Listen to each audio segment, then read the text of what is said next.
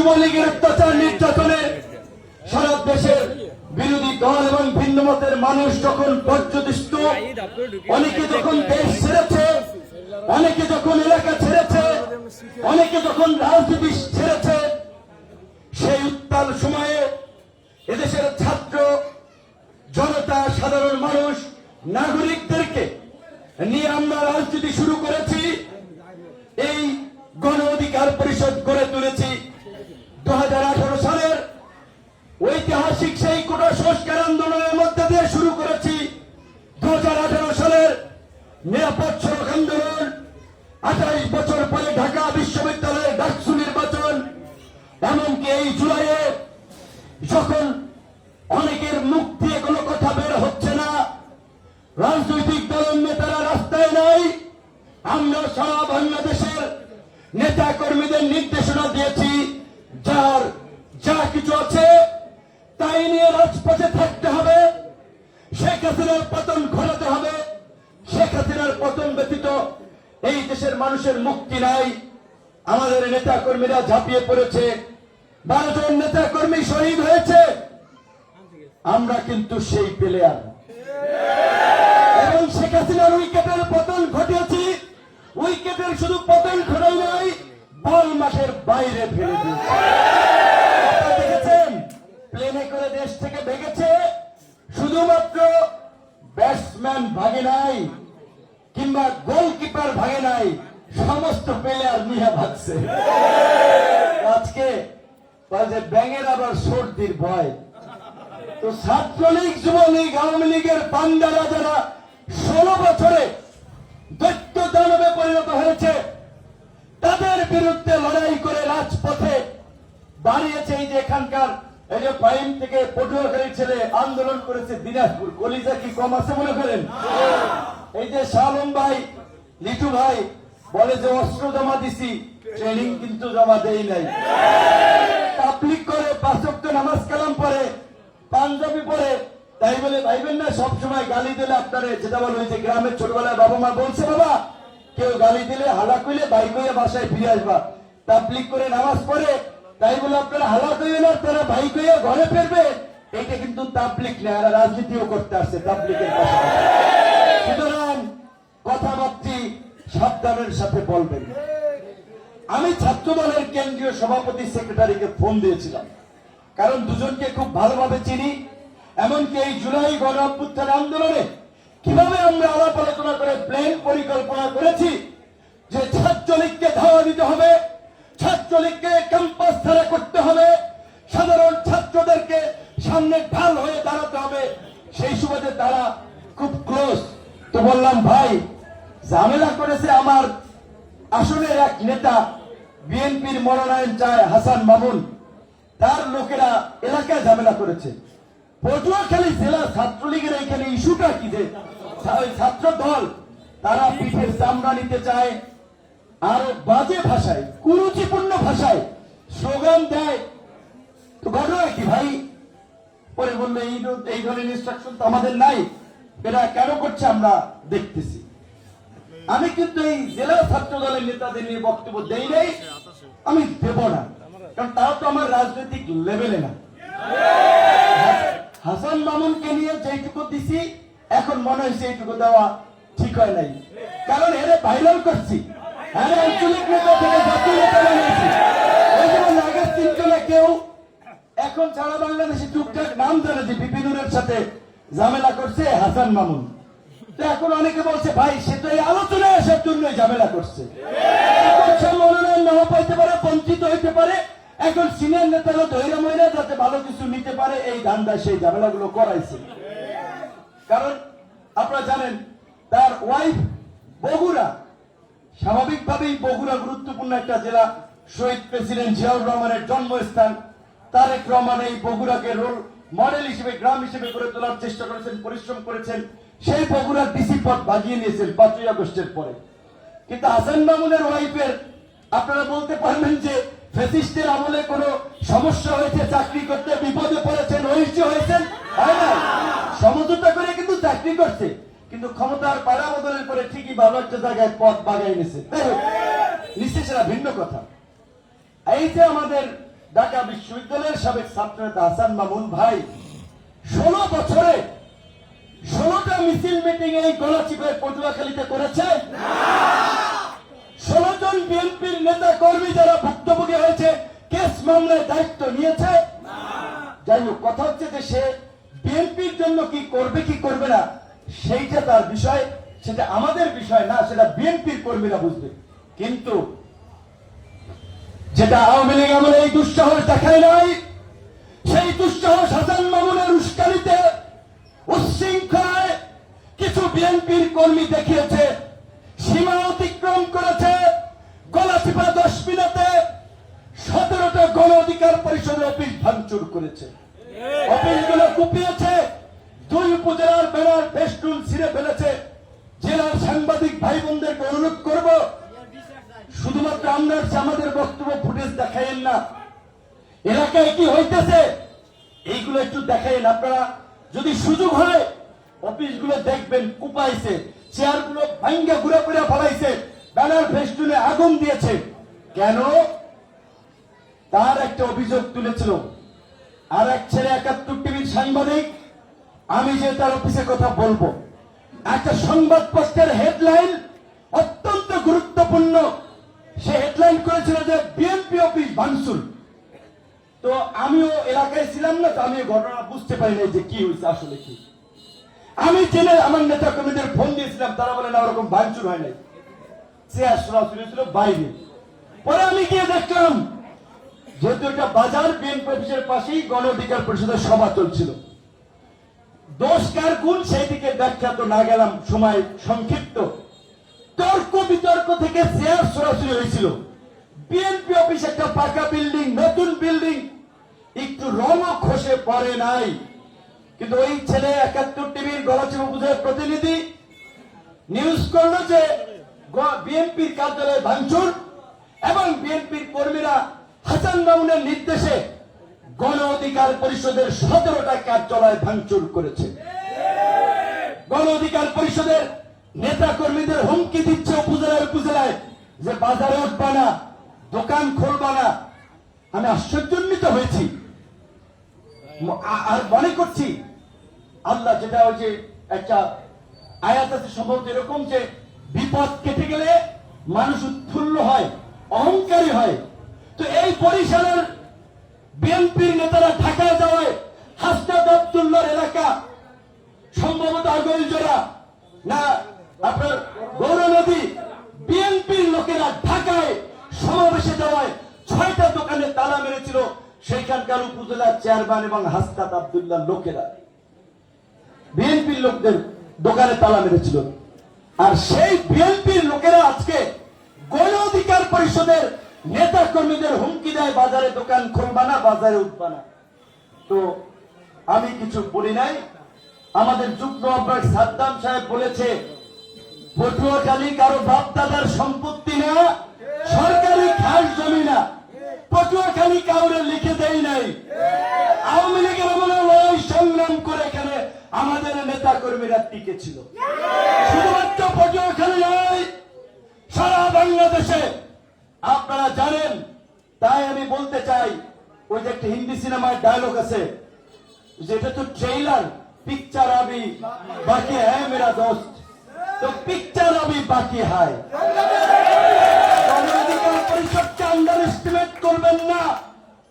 গণ অধিকার পরিষদ ওই মিঠুনের বাংলা সিনেমার ডায়লগের মতো খবর দেখে না, খবর পড়ে না, খবর তৈরি করে। গণ অধিকার পরিষদ বাংলাদেশে গত 7 বছরে 70 বছরের ইতিহাস রচনা করেছে। ওই 7 বছরের ইতিহাস যে অন্তত আগামী 70 বছর গণ অধিকার পরিষদ রাজনীতি করবে, সেই প্রেক্ষাপট গণ অধিকার পরিষদ দাঁড়িয়েছে। গণ অধিকার পরিষদ সম্পর্কে জানেন না, সক্ষমতা জানেন না, বুঝেন না, তাই বলছি মন্তব্য করেন না। পিকচার আবি বাকি হ্যায় মেরা দোস্ত।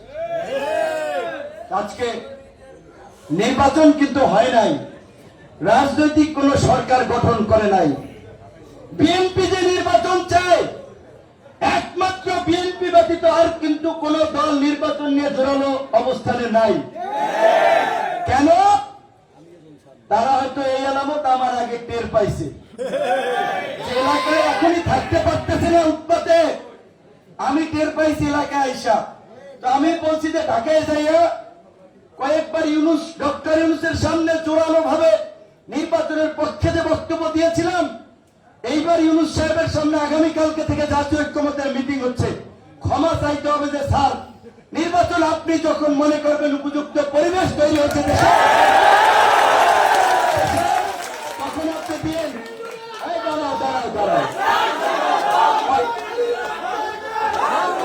অন্যান্য দল যখন মনে করবে এবং বলবে লেভেল প্লেইং ফিল্ড তৈরি হয়েছে, সবাই নির্বিঘ্নে সভা সমাবেশ করতে পারবে, এলাকায় থাকতে পারবে, হুমকি ধামকি থাকবে না, রাজনৈতিক এই আগেকার সেই আধিপত্য বিস্তারের সংস্কৃতির পরিবর্তন হবে, তখনই নির্বাচনের রোডম্যাপ দিতে হবে।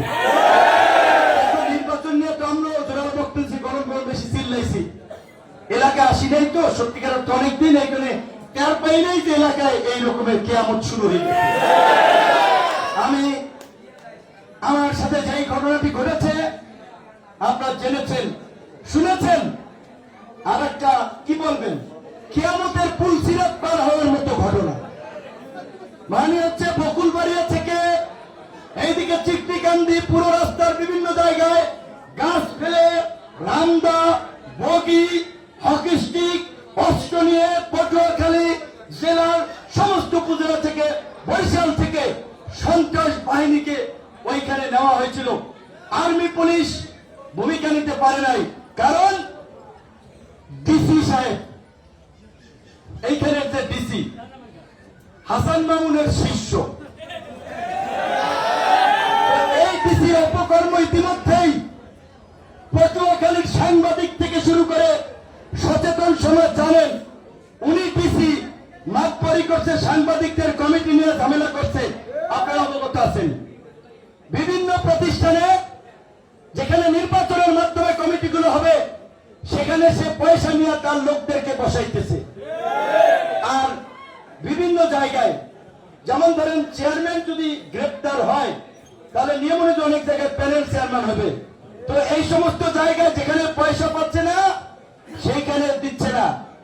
ওই বাউফলে পয়সা পাইয়া আওয়ামী লীগের লোককে ইউনিয়ন পরিষদের চেয়ারম্যান দিতেছে, গোলখালিতে বিএনপির লোক পয়সা দেয় নাই, চেয়ারম্যানই তাকে দেয় নাই। তো আমি বলছি 5ই আগস্টের পরে এই ধরনের দলকানা দলবাজ ধুরন্ধর ডিসি আমার জেলায় হবে, এইটা আমি মানব না। আমি পটুয়াখালীতে বলবো, আমাদের এই আরেক তরুণ নেতা আগামীতে গণ অধিকার পরিষদ যদি এককভাবে নির্বাচন করে, পটুয়াখালী 1 আসন থেকে নির্বাচন করবে ইনশাআল্লাহ। সে বলেছে তালাক দেওয়া বউয়ার ঘরে কেউ নেয় না। এই ডিসিকে আমরা পটুয়াখালীবাসীর পক্ষ থেকে তালাক দিয়েছি। আমি জনপ্রশাসন মন্ত্রণালয়কে বলবো, অনতিবিলম্বে এই ডিসিকে এখান থেকে সরাবেন, অন্যথায় এই পটুয়াখালীবাসী কিন্তু ওনাকে বেইজ্জতি করে আপনার গাছটি বস্তা গোল করে লঞ্চে উঠাবে। অনেক বাজে অপকর্ম করেছে, আপনাদেরকে বলি নাই। ভদ্র মানুষ, সবকিছু বলতে পারি না, বলি না। জাতীয় রাজনীতিতে আমাদের একটা অবস্থান আছে, সেই কারণে রোজার আগে আমি জিদ্দার প্রোগ্রামে এসেছিলাম। আমার রুমে আমার নেতা কর্মীদের নিয়ে আমি কথা বলছিলাম, সেইটা ডিসি সাহেব আরেকজন লোক পাঠাইয়া গোপনে ভিডিও করাইয়া হাসান মামুনের কাছে পাঠায়। তো এই যদি ডিসির কর্মকাণ্ড হয়, তুমি হাসান মামুনের কর্মী ভাই ডিসিগিরি বাদ দিয়ে হাসান মামুনের সাথে মিছিল করো, তুমি রাজনীতি করো। তাই আমরা পরিষ্কার হয়েই বলবো সরকারকে, প্রশাসনের চরিত্রের বদল হয় নাই। এই রকমের ডিসি কিংবা কর্মকর্তা যারা আছে তাদের বিরুদ্ধে ব্যবস্থা নিন, প্রশাসনকে শক্তিশালী করুন। 5ই আগস্টের পরে যদি এইরকম প্রশাসন থাকে দলকানা দলবাজ, এদেরকে দিয়ে কিভাবে নির্বাচন করবেন? একটা আসনের প্রার্থীর যদি 5 টাকা গোলামি করে ডিসি, এই ডিসির নেতৃত্বে নির্বাচন হইলে তো ওই 18 সালের মতো আগের রাইতেই কাম সারা হয়ে যাবে।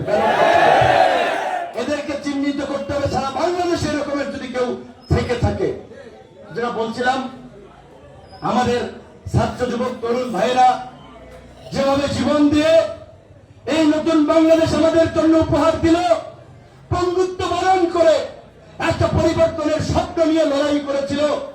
আজকে গত 10 মাসে যদি সেই পরিবর্তন লক্ষ্য করেন, রাজনৈতিক পরিবর্তন, সামাজিক পরিবর্তন, প্রশাসনিক পরিবর্তন, ওইভাবে কোনো পরিবর্তন হয় নাই। ইউনূস সরকারকে আমরা বলবো, আপনাদের সময় লাগলে সময় নেন, একেবারে সোজা কইরা ফেলা নেই প্রশাসন। প্রশাসন চলবে সরকারের নিয়ন্ত্রণে, কোন জেলা উপজেলার আঞ্চলিক নেতার নিয়ন্ত্রণে, নির্দেশে নয়। আমরা বলতে চাই, রাজনৈতিক নেতৃবৃন্দকে আওয়ামী লীগের পতন থেকে শিক্ষা নিন, আওয়ামী লীগের পরিণতি থেকে শিক্ষা নিন। যারা আমটাম করবেন, উৎপাত করবেন, ভোটের মাঠে জনগণ তাদেরকে কিন্তু শিক্ষা দেবে। আগের দিন নাই রে নাতি, বালা বালা খাতি, আগের দিন নাই। কেন্দ্র দখল করে সিল পিড়াইয়া এমপি হইবেন, উপজেলা চেয়ারম্যান, মেয়র হইবেন, ওই দিন আর নাই। কাউকে খাইয়ে ফেলাইছে ওই দিন। ডিসিরা এসপিরা ভোট করবে, ওই দিন আর নাই।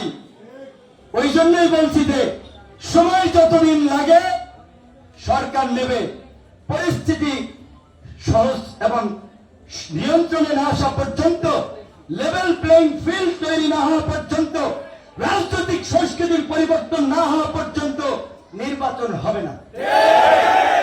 এর মধ্যে নির্বাচন করতে লাশ পড়বে। আমি যদি পাল্টা অ্যাকশনে যেতাম, এতদিন এই গোলাটি প্রায় 10-15টা লাশ পড়ে যেত। নেতা কর্মীরা গায়ে গোস্ত, গায়ে কামড় দিয়েছিল, ধৈর্য ধরেছিল। আমি বলেছি, ভাই ধৈর্য ধরো। আমরা একটা নতুন বাংলাদেশ বিনির্মাণের কথা বলছি, এলাকায় শান্তি সম্প্রীতি সহনশীল রাজনীতির কথা বলছি, ঠিক আছে। যারা পোস্টার ছিঁড়েছে, ব্যানার ছিঁড়েছে, আগুন ধরিয়েছে, কার্যালয় ভাঙচুর করেছে, জনগণের চরিত্রটা দেখুক। এরা এখন পর্যন্ত জনপ্রতিনিধি না হয়ে এইটা করছে, ভবিষ্যতে তারা কি করবে? আমি ঘটনাটি একেবারে বিএনপির চেয়ারম্যান থেকে শুরু করে বিএনপি স্ট্যান্ডিং কমিটির বেশ কয়েকজন লোককে জানিয়েছি, দেখি তারা কি ব্যবস্থা নেয়। ইতিমধ্যেই তো গণমাধ্যম সব জায়গায় প্রশ্ন তুলছে, যারা সরকার বিরোধী দলকে বলছে যে বিএনপির মিত্র হয়ে বিপিনুর যদি এলাকায় অবস্থায় পড়ে, বাকিদের কি অবস্থা হইবে? এখন বিএনপির লোকেরা যদি নিজের পায়ে নিজে কুড়াল মারে, তাহলে আর কার কি করার আছে? একটা বৃহৎ রাজনৈতিক দল, যাদের সম্ভাবনা তৈরি হয়েছিল ক্ষমতায় যাওয়ার, জানি না সামনের অবস্থা কি দাঁড়ায়। কারণ এইভাবে চললে আমি তো আমার এলাকায় ভাই ক্যাম্পেইন করতে পারি না। আমার লোকেরা ঘরে থাকতে হুমকি দেয়, প্রচারণায় করতে বাধা দেয়, তাহলে অন্য এলাকার কি অবস্থা? অথচ বিশ্বস্ত হাইব্রিড নেতারা, এই হাসান মামুনের বিরুদ্ধে একটা রাজনৈতিক মামলা আছে, সেটা একজন ছাত্র নেতা, তার বিরুদ্ধে তো 150-200 মামলা থাকার কথা ছিল। মামলা হয়েছে একটা, দাঙ্গাবাজি, প্রশ্ন ফাঁস, জালিয়াতি। ঢাকা বিশ্ববিদ্যালয়ের দীর্ঘদিন ধরে ওই প্রশ্ন ফাঁস এবং জালিয়াতির চক্র ছিল। সেটা ছাত্র দলের সভাপতি ছিল, তখন থেকে বোধহয় এই কাজের সাথে জড়িত ছিল। আওয়ামী লীগের আমলেও কন্টিনিউ করেছে, কোর্ট খাই গেছে যে কোনো সময়। যাই হোক, এইগুলো নিয়ে আমি বলতে চাই না, কিন্তু আমি বলতে চাই যে দেখেন, আমি খুব ব্যক্তিগতভাবে এই ঘটনা বিএনপির সমালোচনা করে বক্তব্য দিন। এই কারণে বিএনপির চেয়ারম্যান, ভারপ্রাপ্ত চেয়ারম্যান জনাব তারেক রহমানের সাথে আমাদের বেশ কয়েকবার কথা হয়েছে। এমনকি এই ঘটনার আগের দিনও ডক্টর ইউনূসের সাথে মিটিং নিয়েও আলাপ হয়েছে। অত্যন্ত বিনয়ী মানুষ, ভদ্র মানুষ। ডক্টর ইউনূসের সাথে যে বসেছে, বসার দৃশ্যটা দেখেছেন, বসার দৃশ্যটা দেখেছেন।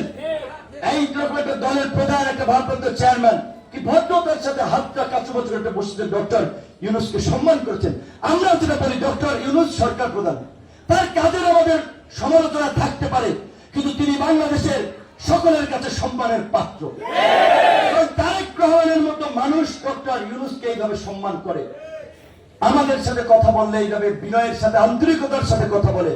বিএনপির স্থায়ী কমিটির সদস্যরা এই দীর্ঘদিনের যুগপৎ আন্দোলনে তাদের আচার ব্যবহার দেখেছি, অত্যন্ত বিনয়ী, মার্জিত, বন্ধুসুলভ আচরণ।